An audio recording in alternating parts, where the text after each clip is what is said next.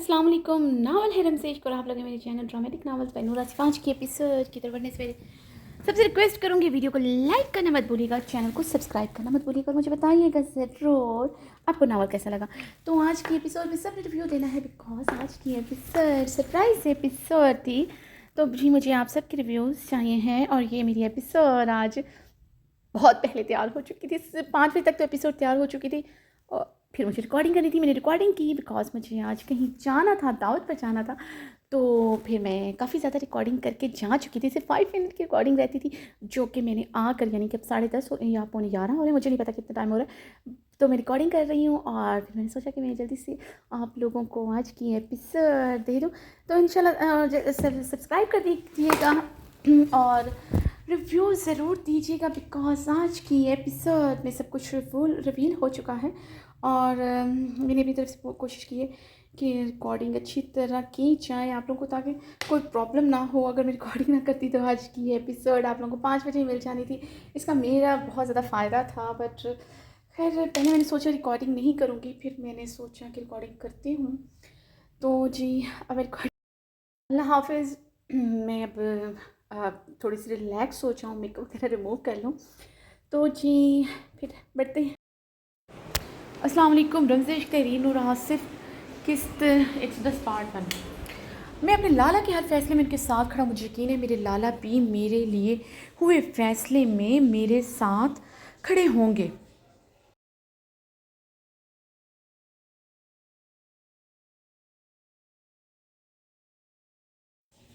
फैसले में मेरा साथ देंगे। शहराम ने सबकी तरफ देखते ज़रान की सुर्ख आंखों में देखा था। ज़रान ने उलझन भरी निगाहों से शहराम को देखा जो उसकी आंखों में आंखें डाले खड़ा था, जिसके चेहरे पर चट्टानों की सी सख्ती वाज़िया थी। चेहरे पर चट्टानों सी सख्ती थी। शहराम ज़रान को देखते रज़ीना खानम की तरफ मतवज्जा हुआ। ज़हले पप्पो अनाया आहिल यहाँ ही रहेंगे, ये मैं आपसे आखिरी बार कह रहा हूँ, रोज़ रोज़ नहीं कहूँगा। शहराम ने रज़ीना खानम की आंखों में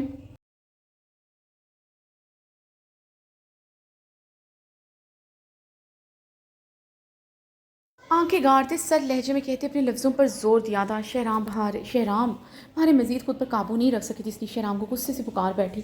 बहारे के पुकारने पर शहराम ने सवालिया निगाहों से देखते बहारे को देखते आईब्रो अचकाए थे।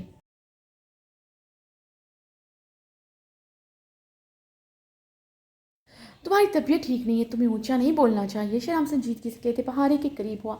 शहराम की इस तरह करीब आने पर बहारे आहिस्तगी से अपने 2 कदम पीछे की तरफ बढ़ा गई थी। वो लाउंज में सबकी परवाह किए बगैर उसके करीब हुआ था।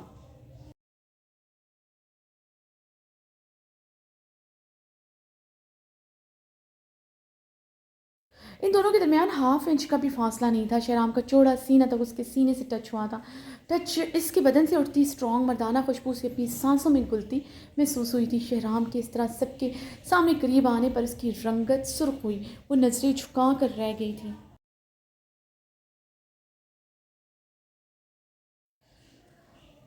पीछे सोफ़ा होने की वजह मज़ीद पीछे नहीं हो सकती, जैसे शेर बार निगाहों से घूरते उसके और करीब हुआ। अब दोनों में हवा का गुजर भी नहीं था। बहारे ने गहरे सांस भरते उसे देखा था। वो समझ चुकी थी वो उसके इस तरह ऊंचा बोलने पर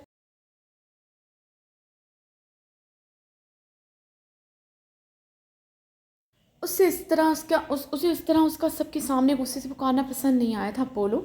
शहनाज उसे सर निगाहों से घूरते बोला, मम मोरे बड़ी हैं, तुम्हें इस तरह उनके फैसले के खिलाफ नहीं जाना चाहिए।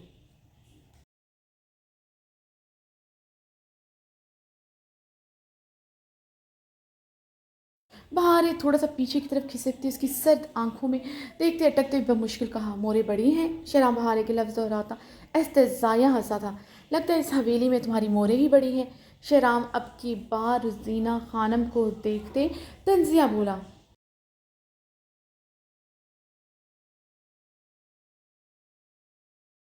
शहराम के मज़ाक़ खेज़ रवैये पर जीना खानम तौहीन व खजालत से सुर्ख हुई थी। वो खुद पर ज़ब्त करते खामोश हो गई थी। बहारे की हालत नाजुक थी। शहनम और बहारे का रिश्ता भी इंतहाई नाजुक मोड़ पर था। वो नहीं चाहती थी उनके कुछ भी कहने से उनकी बेटी की खुशियों पर आ जाए।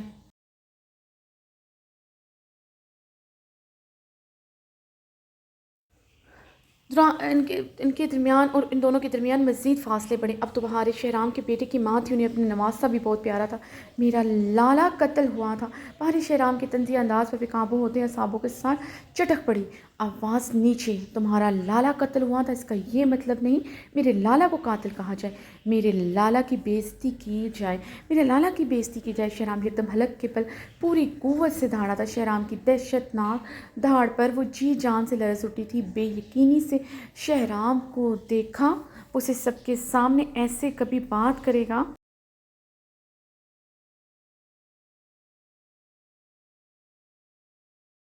वो सबके सामने उसे ऐसे बात करेगा और बेयकीन हुई थी।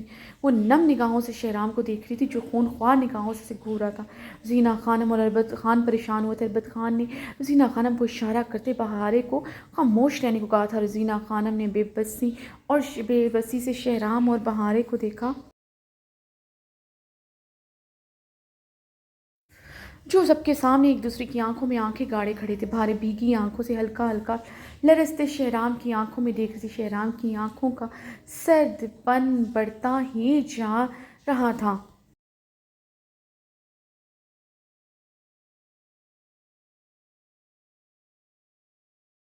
शहराम, दुरैद खान ने गुस्से से शहराम को पुकारा। एक मिनट बाबा जान, मुझे बात करने दी। शहराम ने हाथ के इशारे से दुरैद खान को रोकते बहारे को नाक निगाहों से पूरा था। दुरैद खान लब नीचे खामोश हो गए थे। शहराम गुस्से में छोटे बड़े का लिहाज भूल जाता था, इसलिए वो खुद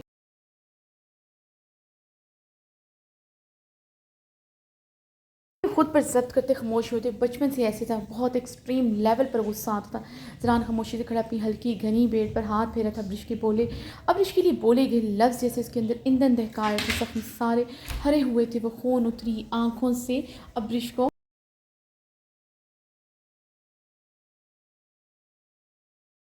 देख रहा था, जो सोफ़े की सतह को जकड़े लरसते हुए नज़रें झुकाए रो रही थी। चेहरा सुर्ख अनार की तरह तप रहा था। वो बार बार अपनी आंखें और नाक चादर से रगड़ रही थी। कभी गहरे सांस लेते बेइंतहा शिद्दत से बेदर्दी से आंखें रगड़ती, अपनी गाल भी सख्ती से रगड़ डालती, जिसकी वजह से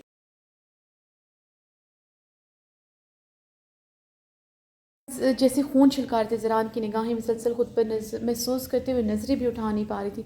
उसे लगता अब उसकी आंखों से आंसू नहीं बहेंगे, मगर उसी लम्हे इतनी शिद्दत से आंसू बहते वो अपनी सिसकियाँ घोंटने पर मजबूर हो जाती।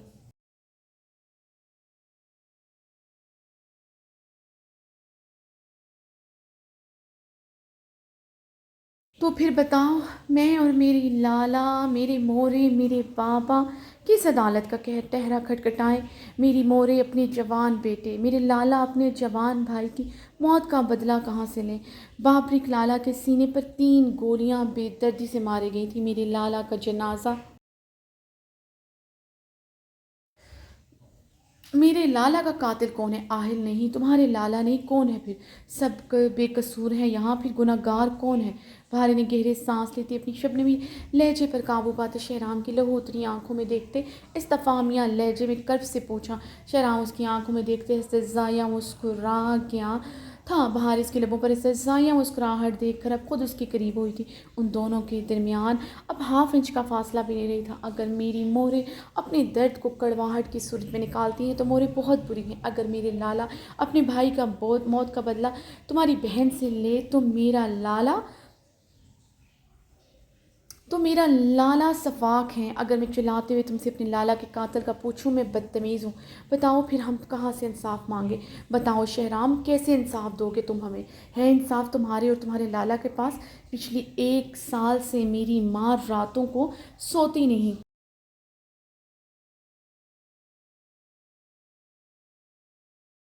यख बर्फीली हवाओं में हवेली के लान में खड़े होते लाला को पुकारती है। मेरे लाला को सुर्ख आंखों में बदला खून बनकर तो उतरता है, मगर वो फिर भी अपना बदला तुम्हारे लाला को कत्ल करके नहीं ले रहा। मेरे लाला की बेबसी किसी को क्यों दिखाई नहीं देती?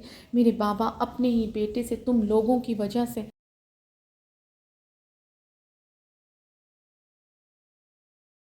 ताल्लुक होगे। तुम सब एक हो, बिखर तो हम के अकेले तो हम लोग होगे। मेरे लाला तनहा खड़े हैं। कौन है इनके साथ? तुम जरान लाला या रहाम लाला, कौन है इनके साथ? तुम सबको हमारा दुख तकलीफ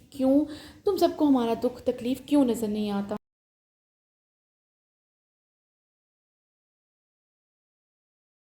भारे ने रोते हुए शहराम के करीब होते कई सवाल उठाए थे। मेरे लाला अगर बेगुनाह साबित हुए तो कैसे मेरे लाला के लिए बोले गए तकमीज़ लफ्ज़ों का मदावा करोगे तुम सब? तुम्हारी मोरे, तुम्हारे लाला, बोलो जवाब दो।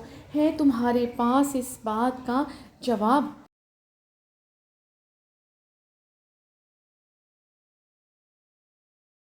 शहराम ने बहारे की बहती आंसुओं भरी आंखों को देखते सर लहजे में पूछा, जो लरसते हुए उसकी आंखों में आंखें डाली खड़ी थी। मेरी एक बहन जो 1 साल से बेगुनाह होते हुए भी सजा सह रही है, जिसकी आंखें हर सुबह गुलाबी होती हैं, सबको देखते अपनी गुलाबी आंखों में कुछ पड़ने का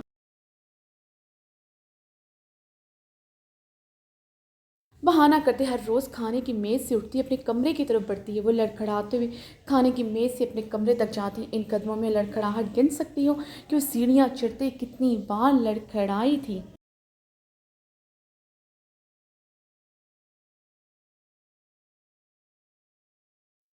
उन गुलाबी आंखों में टूटे कांच की किरचियाँ गिन सकती हूँ। शहराम ने इस्तज़ाइया मुस्कुराते हुए सवाल की। बहारे की आंखों में शबनम बड़ी थी। मुकाबिल को सबकी तकलीफ़ का एहसास था सवाए उसके। वो भी तो उसके लरज़ते बदन के हिचकोले नहीं गिन सकता। वो भी तो इन कुछ दिनों की अजियत का साला अजाला नहीं कर सकता था।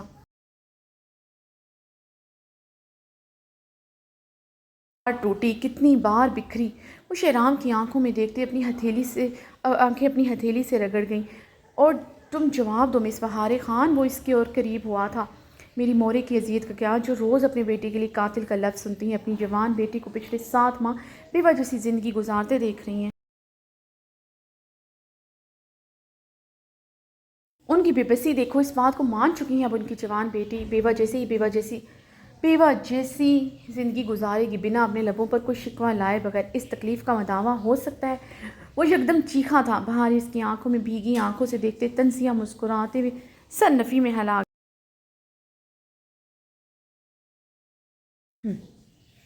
मेरे लाला ने 1 साल अपनों की आंखों में बदगुमानी देखी है। मेरे लाला की सुर्ख आंखों में तुमने वो अजियत देखी ही नहीं जो अपने दोस्त को खोने की थी, अपनी बहन के रोग की अजियत थी। और मेरी अजियत तुमने कभी महसूस ही नहीं की, जब अपनी बीवी की ज़बान से अपने लाला के लिए कातिल का लफ्ज़ सुनता हूँ।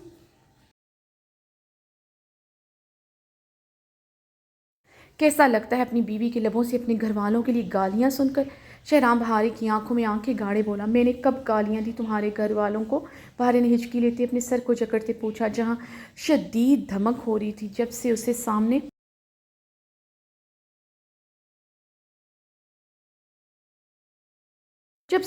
खड़े सफाक इंसान से मोहब्बत हो गई हुई थी। ये सर दर्द उसकी जान का औजार बन गया था। मेरे लाला के लिए कातिल लफ्ज़ मेरे लिए गाली ही है। शहराम ऊंची आवाज़ में चीखा था। शहराम जरान ने शहराम के कंधे पर हाथ रखते उसे रोका।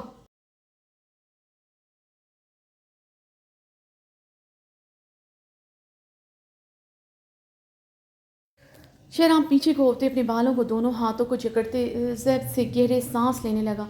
कातिल कातिल कातिल, शहराम ने चीखते हुए लाउंज में पड़ी शीशे की टेबल पर पूरी कुव्वत से मुक्का दे मारा था। शीशा तड़क कर उसके हाथ को ज़ख्मी कर गया था और गहरे सांस लेता ज़ख्मी निगाहों से बहारे को देख रहा था, जो कभी उसके साथ खड़ी नहीं हुई थी। हमेशा वो उसके मुखालिफ खड़ी होती थी। मुकाबिल की आंखों में हमेशा खुद के लिए नफ़रत देखी थी। आज भी इन आंखों में सिर्फ अपने खसारे थे, उसके लिए तो कुछ भी ना था।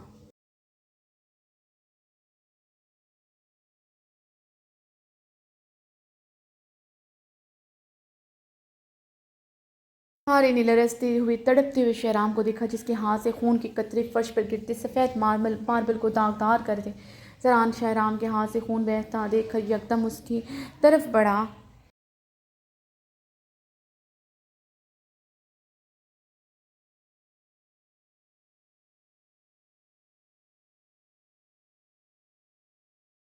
ज़रूरी नहीं किसी की। शहराम ने अपनी ज़ख्मी हाथ को अपनी शाल पर बेदर्दी से रगड़ा। दुरैद खान गुस्से से शहराम को घूर कर रह गए थे। मीना खानम बेबसी से सब देखते आंसू बहारती। ज़ीना खानम शहराम की हालत देखते अब पछता रही थी कि वो खामोश ही रहती।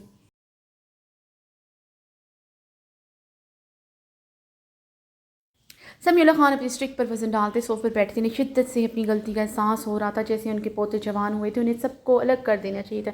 इनके पोते अपनी मर्ज़ी के मालिक थे, कोई भी तो उनको फर्माबरदार नहीं रहा था। आज वो फिर खुद को कमज़ोर महसूस कर रहे थे।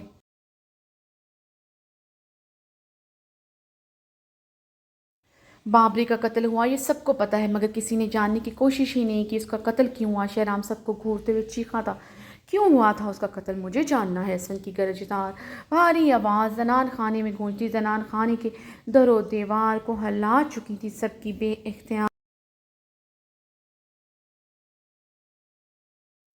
सबकी बेख्तियार नज़रें जनान खाने के दाखिली दरवाजे की तरफ उठी। वो दाखिली दरवाजे में खड़ा था, उसकी सर सुर्ख निगाहों का मरकज़ जरान खानज़ादा था। जरान खानज़ादा ने अपनी हल्की घनी बेड पर हाथ फेरते सर्द निगाहें असफंयार खान पर गाड़ी, जो इस वक्त सफ़ेद शलवार कमीज़ में मलबूस था। कमीज़ पर ऑफ वाइट शॉल कंधों पर डाले हुए उसे खून शाम निगाहों से घूर रहा था।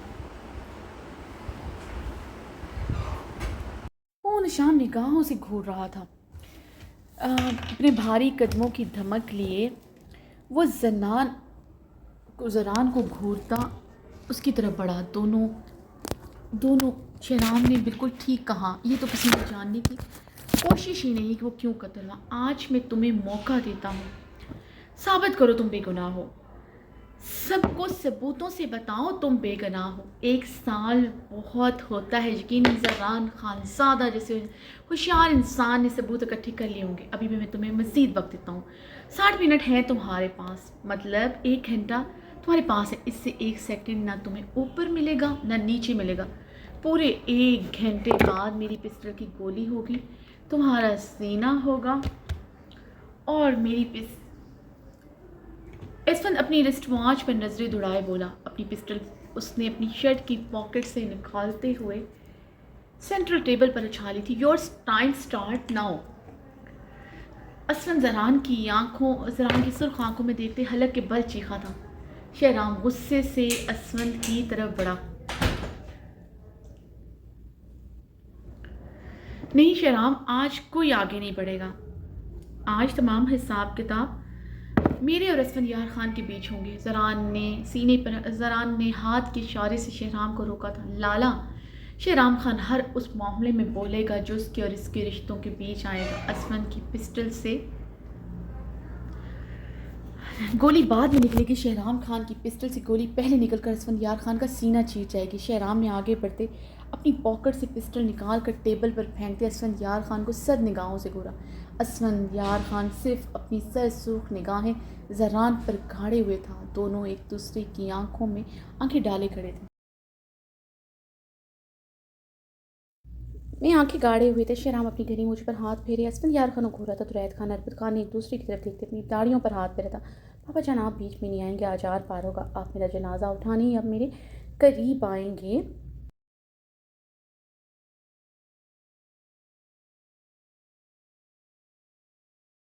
आपको कसम है मेरी। असफंद और जरान पे एक बार दुरैद खान अरबत खान को देखते बोले थे।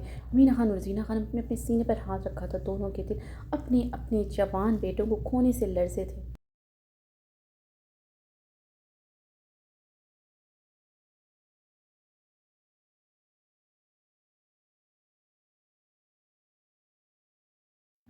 अब्रिश ने फक रंगत से टेबल पर पड़ी पिस्टल को देखा। उसने दिल पर हाथ रखते जुरान को देखा था। दुरैद और अरबत खान गुस्से से दोनों की तरफ बढ़े। वो दोनों अपने अपने जवान बेटों को खोना नहीं चाहते थे, जो एक दूसरे के खून के प्यासे नजर आ रहे थे।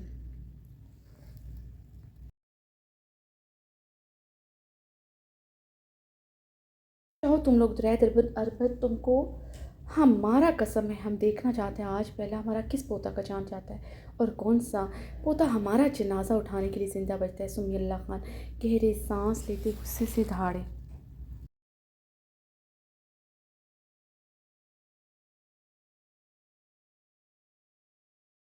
लेकिन बाबा जान, ये बच्चा लोग है, गर्म खून है इनका, इनकी बेवकूफ़ी की वजह से हम अपना जवान बेटा नहीं खो सकता।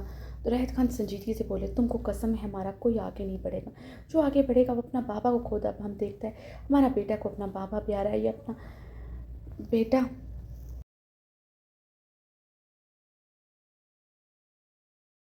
उसे सुर्ख चेहरे के साथ शहराम असफल जरान को घूरते फिर जो बिना किसी बड़े का लिहाज किए लाउंज के वस्त में खड़े एक दूसरे को खून शाम निगाहों से घूर रहे थे।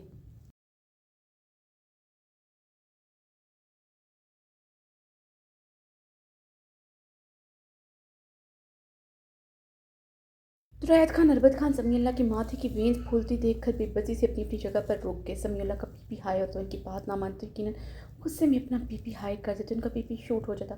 खामोश रहकर इन गर्म खून का सब ड्रामा देखो जो हमारा हवेली का लाउंज में हर दूसरा दिन चलता है। वो क्या कहता है आज इस ड्रामा का ड्राप सीन हम सब देखेगा और आखिर पर ताली बजाकर इनको हम अनाम देगा अगर ये गदा नाहन 4 लोग जिंदा बच गया। समीउल्लाह खान ने लाठी पर पाँव डालते ज़रान शराम असफंदियार खून को घूरते हुए लफ्ज़ चबाए थे।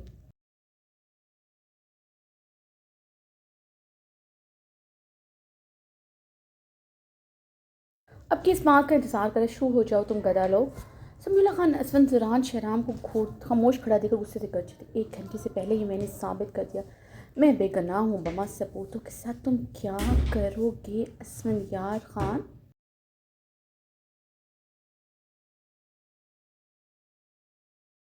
सराहने ने संग घूरते अपने कोट से पिस्टल निकाल कर टेबल पर फेंकते, अपना कोट भी उतार कर दूर उछाला था। अपनी ऊपरी शर्ट के 2 बटन खोलते, अपनी कफ के बटन खोलते, अपनी आस्तीन कहनियों तक फोल्ड करते, एक टांग टेबल पर रख के असफंदियार खान को घूर कर देखा।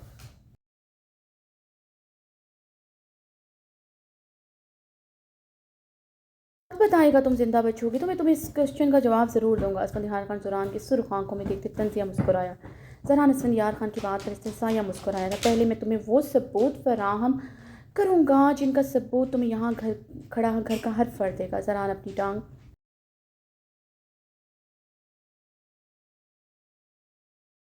नीचे रखते मुस्कुराते हुए बोला, तुम्हारी औरत, तुम्हारी गैरत, तुम्हारी बीवी तुमसे पहले तुम्हारे भाई के निकाह में थी। खबरदार खबरदार मेरी औरत का नाम तुमने अपनी गंदी ज़बान से निकाला। इसमें आगे बढ़ते जरान का गिरबान चकड़ा था। किसी का नाम कहाँ गवारा था उसका।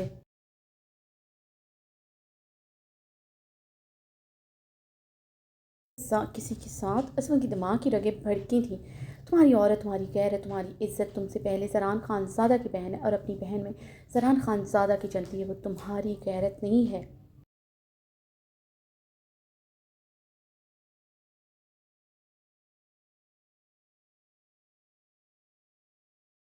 भी गैरत है। ज़रान अपना गिरबान छुड़वाते फनकारा, अच्छी गैरत है तुम्हारी। तुम मेरी औरत को तुम अपने दोस्त की हवेली लेकर चले गए। यार खान ने पूरी कुव्वत से अपनी हानि हाथ का मुक्का बनाए ज़रान के जबड़े पर दे मारा था।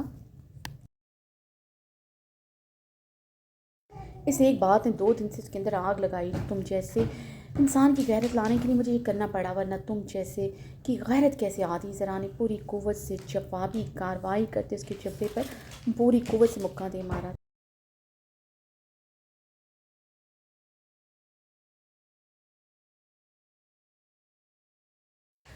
असल यार खान के जबड़े पर मुक्का दे मारा था। सब बेबसी से इन दोनों को देख रहे थे।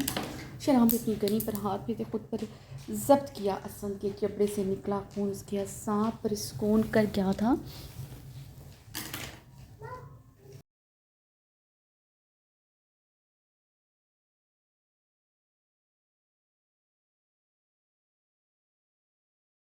सांस लेते चकराते वजूद के साथ टेबल पर पड़े पिस्टल को देख रही थी। जरिए अनार जनाया अहले परेशानी से ये सब देख रहे थे। जरताज ने कांपते हुए आहल का बाजू चक्कर रखा था। बहारे नम निगाहों से शहराम को देख रही, खून उतरी आंखों से हस्बैंड को घूर रहा। अमीना खानम कभी भी हाय शक्ल फशान के पास ऊपर बैठी इनकी तेलियाँ मसल रही थी। जीना खानम दरबत खान समीउल्लाह सबसे सबको देखे। समीउल्लाह की कसम की वजह से वो खामोश हुए।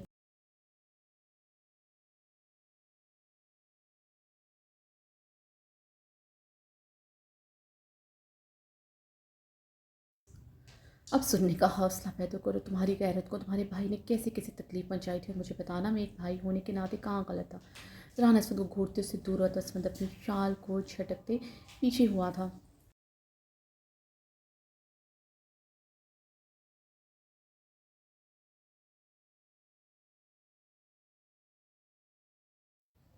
पहले बाबरिक मेरी बहन के सपनों के बीच आया, पूरे वार्ड में टॉप किया था, मगर बाबरिक ने इसका दाखिला मेडिकल कॉलेज नहीं होने दिया। जरान असमत को घूरते बुलंद आवाज़ में बोल रहा था। उसकी भारी आवाज़ जनान खाने के लाउंज में गूंज रही थी।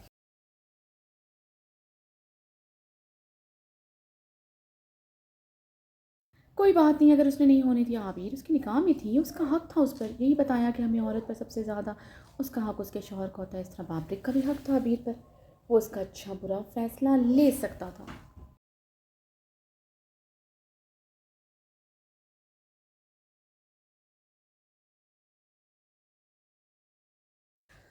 उसका लाला ज़रान, लाला जिसकी इस हवेली में चलती थी, वो भी इस निकाह की वजह से खामोश हो गया, क्योंकि किसी बड़े ने बोलने ही नहीं दिया। यही कहा जिसकी औरत है वही जाने। उसका लाला शहराम, जो तुम्हारी बहन यानी अपनी औरत के मेडिकल कॉलेज में दाखिला लेने के लिए डट कर खड़ा हो गया था, यहाँ के सबसे बड़े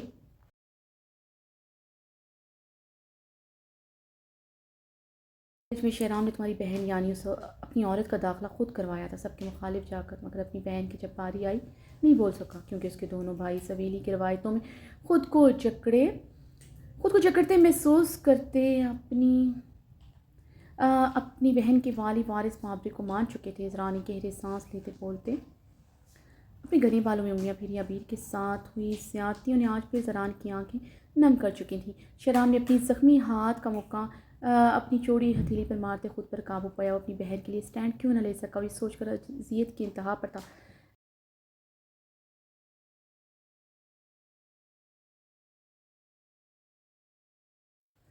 यहाँ तक सब ठीक था, मगर तुम्हारे भाई ने इसके मेडिकल कॉलेज में दाखिला न होने देने के लिए इस पर तरह तरह के इल्ज़ाम लगाए। उसके किरदार पर वार किए, मर्दाने में खड़े होकर चीख चीख कहा उसे आबिर पर इख्तियार अतबार नहीं हो, लड़कों के कॉलेज जाकर लड़कियों से दोस्तियाँ गांठेगी, अपने आशिक पैदा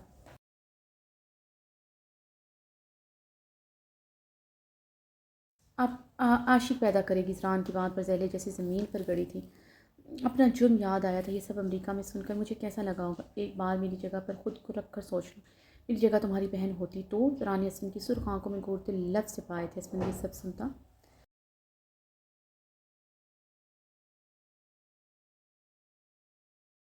मुश्किल खुद पर काबू पा रहा था। सीने में आग के दरिया दौड़ रहे थे, जैसे इस सब आग पठानी के लिए कभी ऐसे लफ्ज़ भी सुनने पड़ेंगे। वो सोच नहीं सकता, वो सुनकर जब्त कर लेगा, ये भी अंदाज़ा ना था। यहाँ पाकिस्तान में बैठे इसके भाई और अमेरिका में बैठे इसके लाला ने इस कैसे बर्दाश्त किया, तुम नहीं।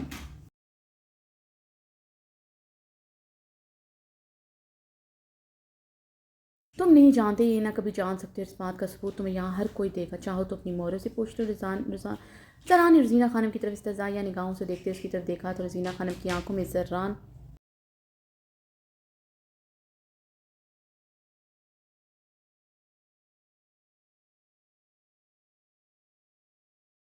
जरान के लिए नफरत की शरारे फूटे तो जहर निगाहों से घूर कर रहेगी। तुमने मुझसे पूछा, मैंने बाप को जानवरों की तरह मारा था जिसे मेरी मंगनी थी।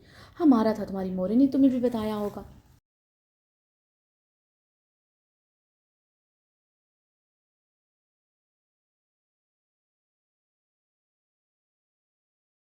तुम्हारी मोरे ने भी तुम्हें अपने लफ्ज़ों में बताया होगा। जरा ने फिर से रजीना खानम की पर इस्तज़ाइया निगाह डाली थी। लेकिन आज मैं तुम्हें अपने लफ्ज़ों में बताऊंगा, अपने ज़िल्म का दिल के ज़ख्म दिखाऊंगा। कैसा लगा था मुझे उस दिन। जरान ने अपने सीने पर हाथ मारा।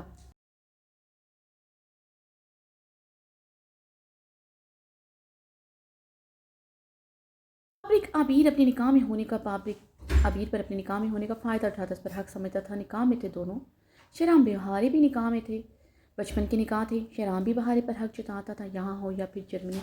फैसला बहारे का हर फैस बहारे का हर बहारे के लिए हर फैसला शहराम लेता था। मर्जी सिर्फ शहराम की चलती थी। बहारे कब कॉलेज से आई, कब कॉलेज गई, बहारे को कब क्या चाहिए, तुम्हारे घर वाले भूल गए थे, क्योंकि उसकी हर ज़रूरत, उसकी हर बात का जिम्मेदार सिर्फ शहराम था। पूछो अपने बाबा से, कॉलेज से एक दिन के लिए भी लेने गए या फिर रहीम यार खान को बोला बहारे को आज कॉलेज से ले आए। शहराम जर्मनी में बैठे रहीम खान को फ़ोन करता था, मगर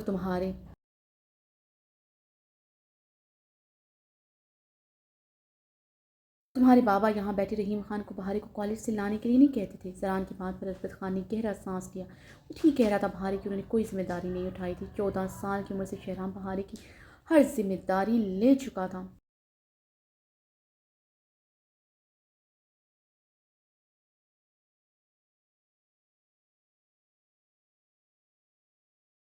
बहारे कभी एक मिनट के लिए कॉलेज से गेट लेट नहीं हुई। इससे पहले इसके कॉलेज के बाहर गार्ड्स की लाइन खड़ी होती थी। ये था मेरे भाई का हक जो तुम्हारी बहन पर जताता था।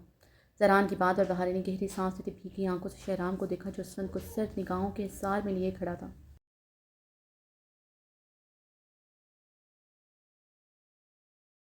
अब मैं बताता हूँ, तुम्हारा भाई कैसे मेरी बहन पर हक जताता था, सुनने का हौसला रखना, तुम्हारी गैरत बलबला उड़ेगी, बलबला उठेगी। ज़रान तंजिया मुस्कुराया था।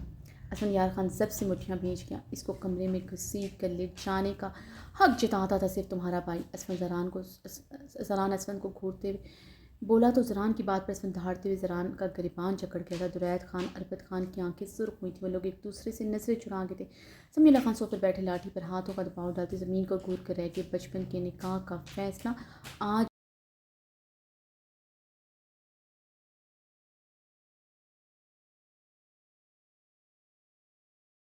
सरासर गलत लगा था। इन बातों के मतलब तो उन्होंने कभी सोचा ही नहीं था, जो आज रात उन्हें खूब ये सांस दिला चुका था।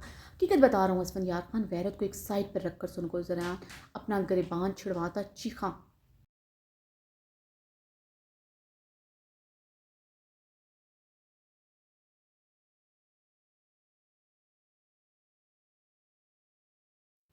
जिस दिन मैंने उसे जानवरों की तरह मारा, वो नीचे शोर शराबे का फ़ायदा उठाकर आबिर के साथ ज़ोर ज़बरदस्ती कर रहा था।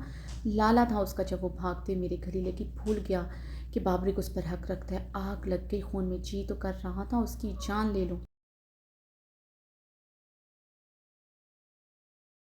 मगर क्या करूँ। कमबख्त गैरत के आगे दोस्ती आ गई। ज़रान असफन की खून उतरी आंखों में गाड़े तनसिया बोला, बहन के आगे, ज़रान खानज़ादा के आगे, बहन के भी आगे, ज़रान खानज़ादा के आगे उसका दोस्त आ गया। ज़रान अपने सीने पर हाथ मारता गुस्से से सुर्ख चेहरे के साथ अब चीखा था।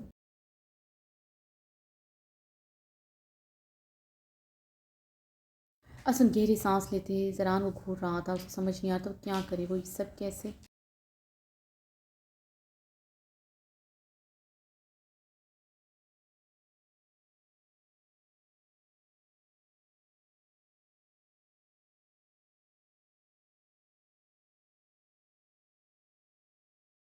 बर्दाश्त करा था, वही जानता था खून में बाल उठ रहे थे। वो पागल औरत से लगता था जल्द अपने हवास खो देगा। शहराम खान अपनी मुठ्ठियाँ पीछे खड़ा था। बाबरी के इनके कारनामों का उससे भी नहीं पता था।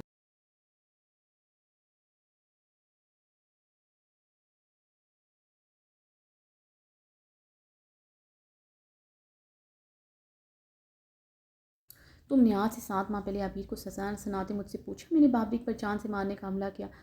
बाबरी को मैंने कहा हाँ, और तुम मेरा जवाब सुनते चीखने लगे, सबको ऊंचा ऊंचा बताने लगे मैंने तुम्हारी मासूम भाई पर जानलेवा हमला करवाया था। यही मेरे गुनाहगार होने का पुख्ता सबूत था। यही कहा था ना तुमने। आबरूज का इस्तफसार किया, इसमें अपने जबड़े बीच गया। तो सुनो, मैंने बाबरिक पर हमला क्यों किया। जरान सबको देख देख कर छा। खजिस्ता की बारात वाले दिन बाबरिक ने आबिर को बेतरतीब सीढ़ियों से धक्का दिया था, क्योंकि आबिर ने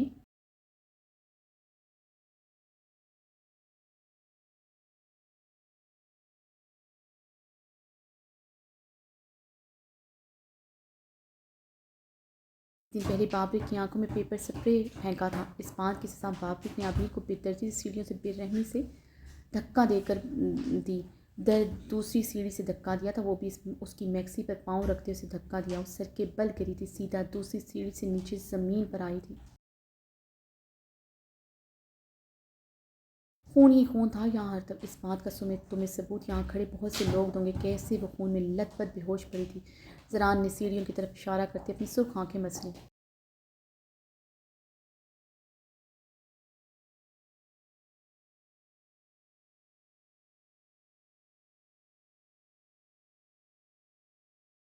शाह खान के स्मारकों में अभी के लफ्ज़ गूंजते थे जब वो उसे हॉस्पिटल लेकर गया था। उसने मुझे बेदर्दी से सीढ़ियों से धक्का दिया था, सर के बल गिरी थी। कितने ही घंटे मेरी कंडीशन क्रिटिकल रही, सिर्फ इस वजह से मैंने उसे उसका हक लेने नहीं दिया, और जहाँ मिलता था मुझसे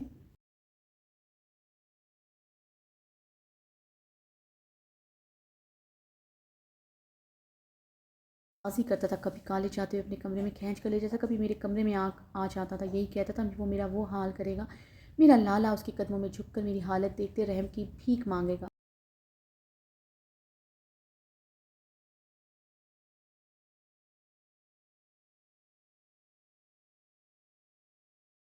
असू ने अपने इश्तियाल पर काबू पाते गहरे सांस भरते रुख फेर गया और मजीद नहीं सुन सका। शहराम की सांसें तेज़ हुई थी। आबिर को बाबरिक ने धक्का जिसे आज पता चला।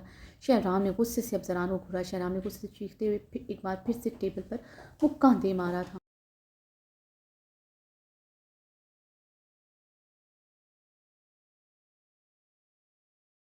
बारिश शिद्दत से लर्ज उठी, सभी होंक बने खड़े थे। आबिर को बाबरिक ने धक्का दिया। सबको आज पता चला था। रोजीना खानम कुछ कुछ पता था। आज इस बात की तस्दीक हो गई थी चुकी थी। आबिर को बाबरिक ने धक्का दिया था, इसलिए वो खामोश करती, जानती थी ये इल्ज़ाम ना था।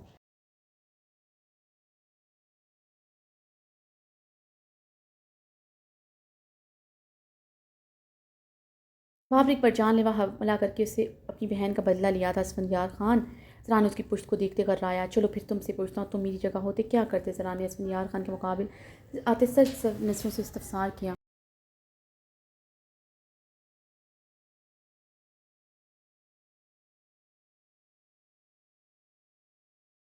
अपनी बहन को भी धरती से सीढ़ियों से धक्का देने पर कम से कम मौत की सज़ा तो देते। ज़रानी असफन की देखों में सवाल दाखा। असफन ने ज़रान की आंखों में देखते निगाहें फेर कर रह गया था। मैंने उस पर जानलेवा हमला किया, वो जान से क्यों नहीं गया?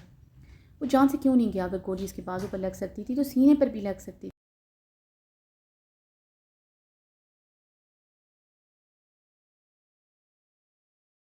क्यों नहीं लगी? उसके सर पर डंडे बरसाए जाते तो उन्हें डंडों से उसका सर क्यों नहीं कुचला गया? क्यों उसे छोड़ दिया? ज़रानी असफन की आंखों में देखते आईब्रो उठाया।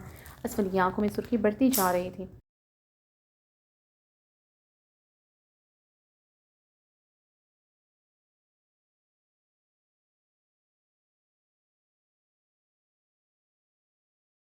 ईरान के आगे उसका दोस्त आ गया था। असफंदियार खान आ गया था। अपनी बहन की खुशियों की कुर्बानी दे दी, मगर अपने दोस्त को धोखा नहीं दिया। ज़रान असफन को खामोश खड़ा रहकर एहतज़ा या मुस्कुराया।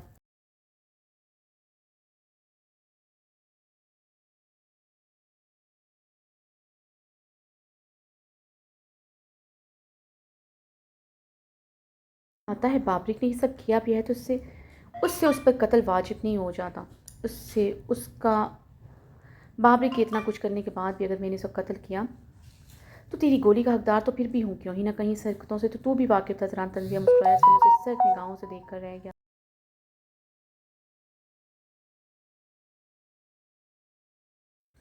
अब मैं तुम्हें देता हूँ ठोस सबूत। ज़रा ने तंजिया कहते दरक्षा को आवाज़ दी। दरक्षा, दरक्षा! ज़रा ने बुलंद आवाज़ में दरक्षा को पुकारा था। दरक्षा अपनी पुकार सुनते भागती हुई थी। जी लाला, दरक्षा ने ज़रान को देखते कहा।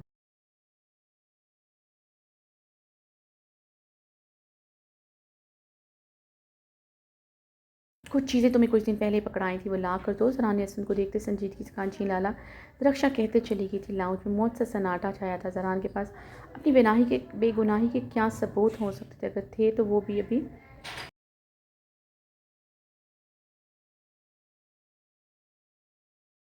थे।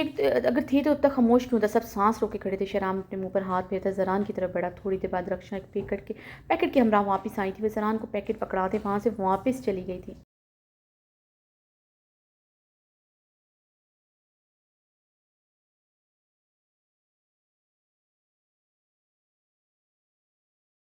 उस दिन बाबरी के साथ फिरोज़ भी डेरे पर मुर्दा हालत में पाया गया था। फिरोज़ बाबरी का ख़ास आदमी था। तुम उसकी लाश डेरे पर छोड़ आए थे, अपने भाई की हवेली ले आए थे। अगर बाबरी को मैंने मारा है तो फिरोज़ को भी मैंने मारा होगा, इसमें तो शक ही नहीं।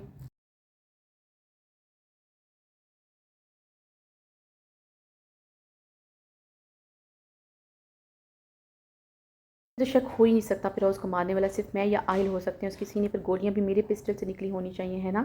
ज़रा ने हसन को देखते सवालिया निगाहों से पूछा। सबने उलझन भरी निगाहों से ज़रान को देखा था। उसका सवाल समझ नहीं आया।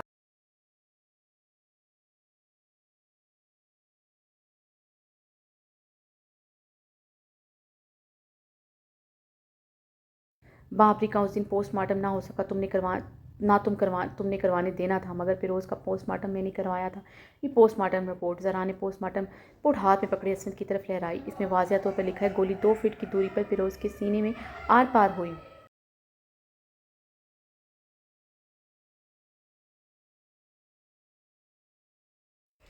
पिस्टल की गोली से लगी वो हम में से किसी की नहीं थी। फिरोज़ को गोली लगने वाली गोली बाबरी की पिस्टल से निकली हुई गोली थी। ज़रान की बात पर सब चौंके थे। ज़रान ने वो पोस्टमार्टम रिपोर्ट असफन को पकड़ाई और ये पिस्टल बाबरी की है। ज़रान ने वो पिस्टल भी असफन यार खान को पकड़ाई थी। चेक कर लो।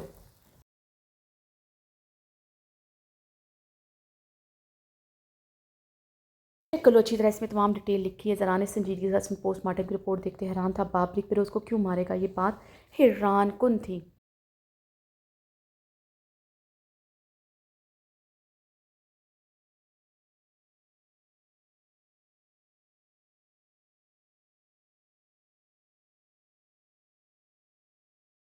मैं ये भी जानता हूँ ये कोई सबूत नहीं, ये भी तो हो सकता है उस दिन बाबरी को मारने के बाद मैंने बाबरी की पिस्टल से फिरोज़ को मार दिया, सबूत नाकाफ़ी है। अदालत भी रिजेक्ट कर दी कि ज़रा ने सबको देखते का असमत की आंखों की उलझन मज़ीद बड़ी थी।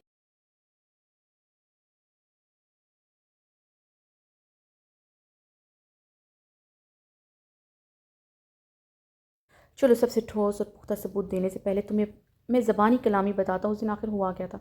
चाहो तो यकीन करना, चाहो तो ना करना, मगर ठोस सबूतों के बाद तुम्हें मेरी हर बात पर यकीन करना पड़ेगा। ज़रान सबको देखते मुस्कुराया, सब होंगे परेशान से चेहरों ज़रान को देख रहे।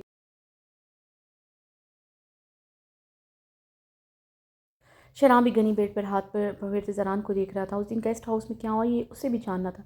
मैं इस्लामाबाद से वापस हवेली आ रहा था। वापसी पर मुझे रमज़ान की कॉल रिसीव हुई कि आहिल जरताज को भगा कर ले आए और बाबरी की गाड़ी, आहिल और जरताज की गाड़ी का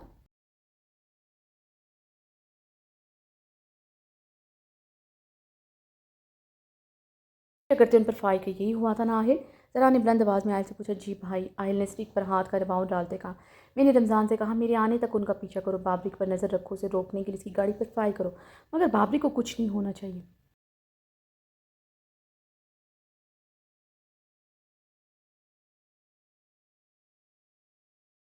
ये लफ्ज़ मैंने फ़ोन पर रमज़ान से बोले थे। मेरा खुदा जानता है मैंने यही लफ्ज़ बोले थे। आप लोग यकीन करें या ना करें।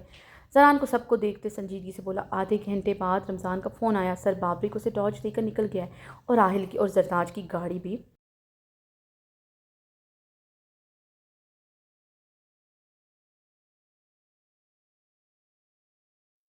मैंने इससे पूछा कहाँ हो तुम? उसने मुझे अपनी लोकेशन बताई तो मुझे पक्का यकीन हो गया बाबरी गेस्ट हाउस में गया। वहाँ आसपास हमारा गेस्ट हाउस था। मैं पागलों पागलों की तरह ड्राइव करते वहाँ पहुँचा। सच बोलूँगा, बिल्कुल सच बोलूँगा, मुझे बाबरी की परवाह नहीं।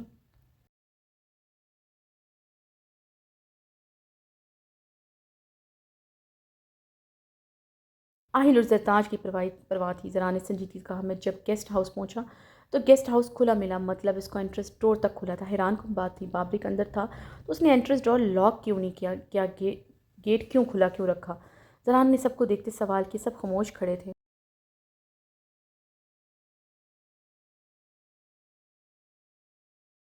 लाउंज में सिर्फ जरान की आवाज़ गूंज रही थी और घड़ी की टिक टिक की आवाज़ सुनाई देती, क्योंकि उस दिन वो ट्रैप आहिल और सरताज के लिए नहीं, मुझे मारने के लिए बिछाया गया था। जरान की गर्जदार आवाज़ पर सब शॉक्ड हुए।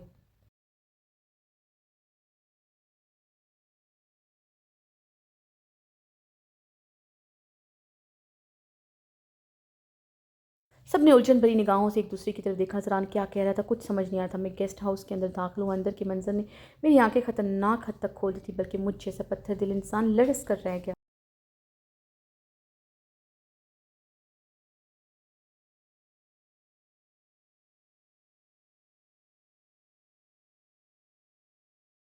अंदर आहिल ज़मीन पर पड़ा तड़प रहा था। उसकी टांगों पर गोलियां मारी गई थी और जरताज को बालों से बाबरिक ने बेदर्दी से जकड़ा हुआ था। जरताज की शॉल उसकी कदमों पर पड़ी थी। वह आहिल को जख्मी देखकर तड़प तड़प कर रो रही थी। ये जरताज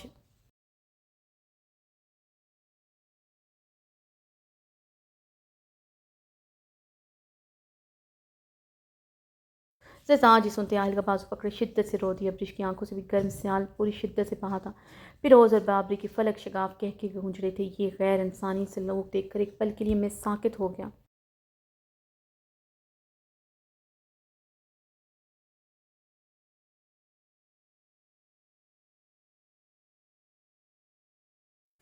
तुम झूठ बोल रहा, मेरा बाबरी कैसा नहीं, ये इल्ज़ाम है। रोजीना खानम गुस्से से चीखी। सबूत है मेरे पास। जरा ने रोजीना खानम को चीखते देख कर कहा। तो सबूत दो, हम भी देखें कैसा सबूत है। खाली बातों से तुम हमारा बेटे को गुनहगार साबित नहीं कर सकता।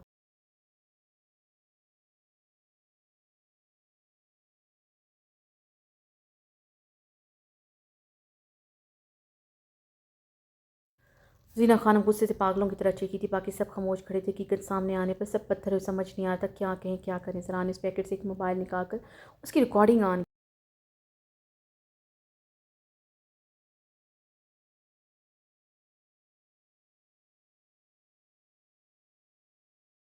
लाउंज में इस वक्त गहरी खामोशी छाई थी। लाला तुम अमेरिका से पढ़ लिख कर आया, मगर आज तुम हम जैसा अनपढ़ इंसानों के हाथों बेवकूफ़ बन गया। आहिल और जरताज तो बहाना था, हम तुम्हें यहाँ बुलाना चाहता था।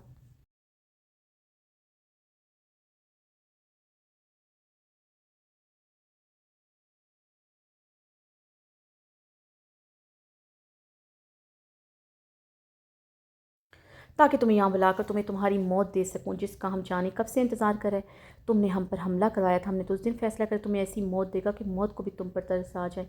बाबरी की आवाज़ स्पीकर पर गूंज रही थी।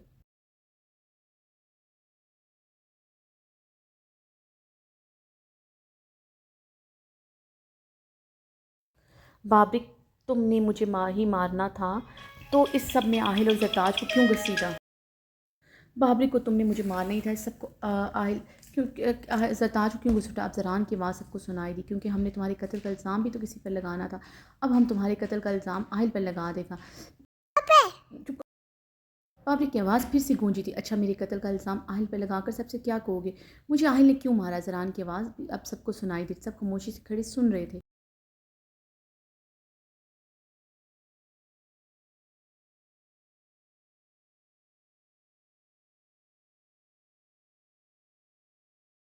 असफंदियार खान गहरे सांस लेते खड़ा था। रिकॉर्डिंग की ऊंची आवाज़ लाउंज में गूंज रही थी। ना लाना लाला, ये गलती ना करना, इधर तुम गोली चलाएगा, इधर जरताज और आहिल को हम हमेशा के लिए मौत की नींद सला देगा।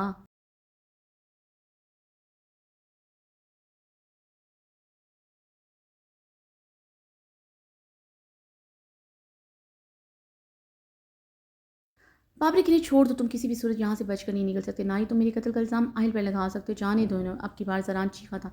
लाला सारी प्लानिंग कर चुका है, हम तुम फिक्र ना करो, हम कह देगा तुमने अबरिश की भागने की सज़ा आहिल को देनी।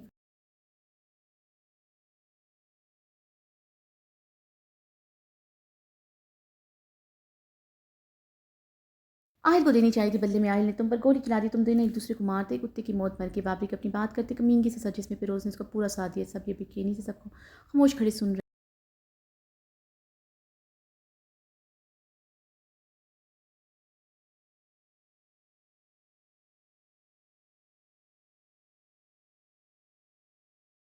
तरही खुल रही थी, सबकी निगाहें जरान पर थी, जो लबों पर उंगलियां रखे सुर्ख आंखें लिए खड़ा था। और सरताज के बारे में सब क्या कहोगे? फिर से जरान की आवाज़ सुनाई दी।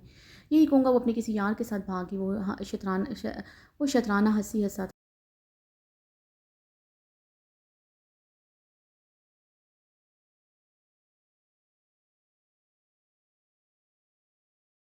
तुम्हें जो भी दुश्मनी मेरे साथ है, जो तुमने करना है मेरे साथ करो। जरताज और राहिल को जाने दो, इसमें इन दोनों का कोई कसूर नहीं है। जरान की गिड़गिड़ाहट सुनाई दी थी।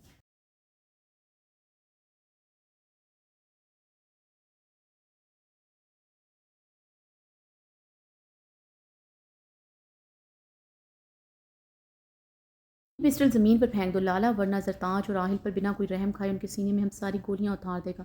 जहाँ तक बात है इनके बेकसूर होने की, ये दोनों कसूरवार है। ये हमारा गाँव की लड़की भगा कर ले जाता है, उसको सजा देना बनता है। बाबरी चीख।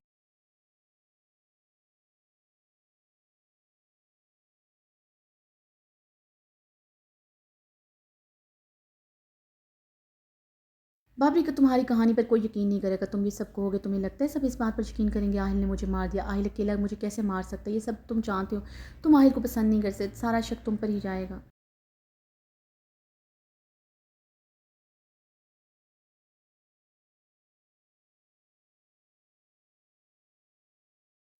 तुम मुझे मार कर बच नहीं सकोगे, और राम लाला तुम्हें नहीं छोड़ेगा। बात तुम ठीक कह रहे लाला, दम खम है तुम्हारी बात में। ये चूजा तुम्हें कहाँ मार सकता है?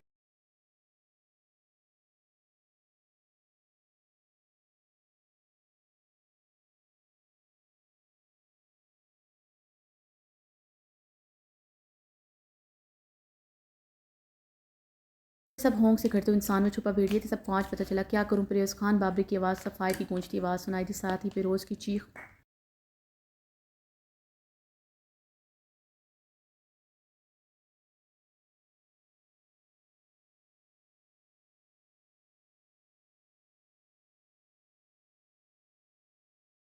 खुदा के लिए हमको जाने दो। जरदान की थर थर कांपती आवाज़ अब स्पीकर गूंजी। तो जाने दूंगा, पहले मैं अपने लाला को ऊपर पहुंचाऊंगा, फिर तुम्हें भी ऊपर पहुंचाऊंगा।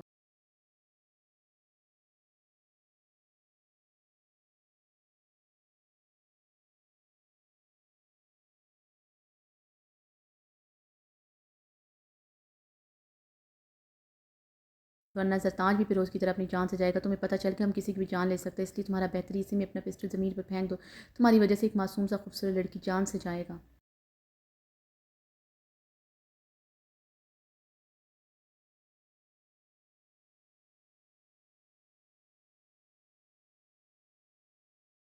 हमको यकीन है तुम इतना हसीन लड़की का जान अपने सर पर कभी नहीं लेगा, इसलिए पिस्टल ज़मीन पर फेंक दो। तुम सोच रहे हो हमने फिरोज़ को क्यों मारा, बाबरी का फलक शगाब क्यों था। लाउंज में सबको बखूबी सुनाई दिया था।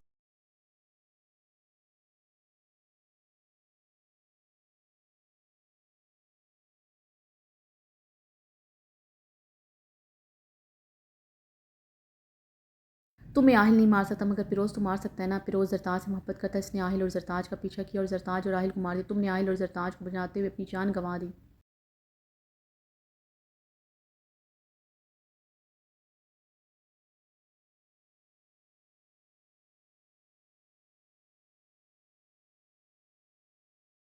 मुझे तुम्हारे सीने पर गोली चला दी और तुम मौका पर ही ढेर हो गया। जब हम पहुंचा सब तुम सबका काम खलास हो गया। हमारे इस बात से सब यकीन करेगा और मरने के बाद तुम्हें सब हीरो के तौर पर याद रखेगा। अपनी भागी मंगेतर के भाई की खातिर तुमने अपनी जान गंवा दी। तुम तो सच्चा आशिक निकला।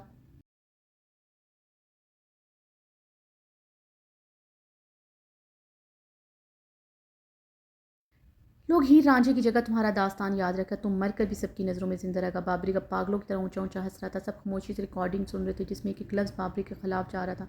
अब रिकॉर्डिंग में जरताज की घटी घटी कुछ चीखें कुछ छीना छपटी सुनाई दी।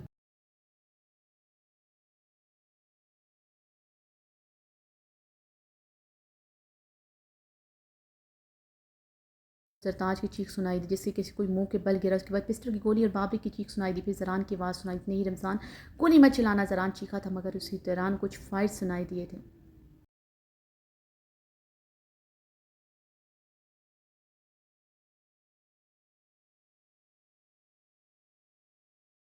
सब पत्थर बने सुन रहे थे। लाउंज में गहरी खामोशी छाई थी। फिर जीना खानम की दबी दबी सिसकियां सुनाई देने लगी। बहार ने बेदर्दी से अपनी आंखों से आंसू साफ किए। बेदर्दी से अपनी आंखों से आंसू साफ किए। सबसे पहला फायर मैंने बाबरी की टांग पर मारा जब सरताज ने बाबरी से पिस्टल छीनने की कोशिश की।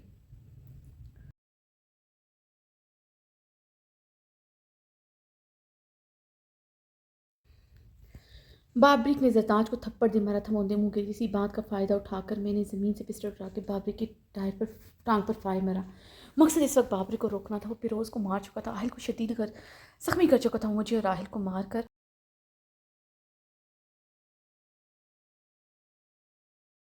मुझे राहिल को मारकर सरताज को अपनी हवस का निशाना बनाकर मारना चाहता था। मैंने सिर्फ बाबरी को ज़ख्मी करके रोकना चाहता मगर रमज़ान इसी लम्हे वहाँ पर दाखिल हुआ था। वो सिचुएशन को समझते आहिल को शदीद ज़ख्मी और फिरोज़ की लाश देखकर बाबरी का फायर कर चुका था। ये झूठ है। मेरा बाबरी कैसा नहीं था। रजीना खानम घटी घटी सिसकियों से बोल रही थी। असद खान नम निगाहें लिए गहरे सांस लेते तरबत खान की आंखों से आंसू बहे। समीउल्लाह का बदन पूरी तरह कँपा रहा था। अब आप लोग कह रहे होंगे ये सबूत मेरे पास है, तुम इतना सा खामोश क्यों रहा।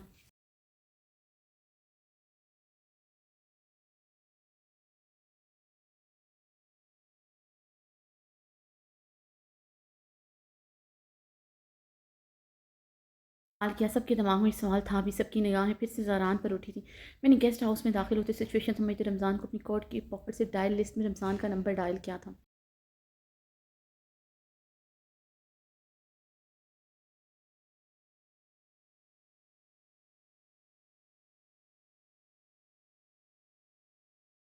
इसी दौरान रमज़ान फ़ोन पर था। ये बारी सच सुन चुका था मगर इस बात की खबर नहीं थी कि रमज़ान मुझे इस बात की खबर नहीं थी कि रमज़ान कॉल अटेंड कर चुका है। मगर हम में से किसी को नहीं पता था रिकॉर्डर ऑन है। दूसरा रमज़ान का फ़ोन एक दिन बाद ही ख़राब हो गया था।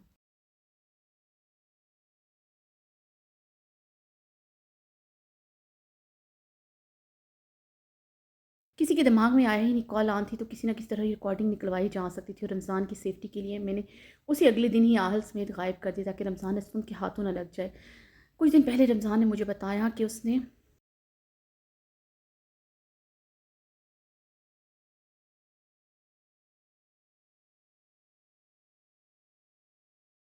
लाइन पर एक लफ्ज़ हमारी गुफ्तगू का सुना था। तब मैंने अपने रिसोर्स से ये फ़ोन रिकॉर्डिंग निकलवाई।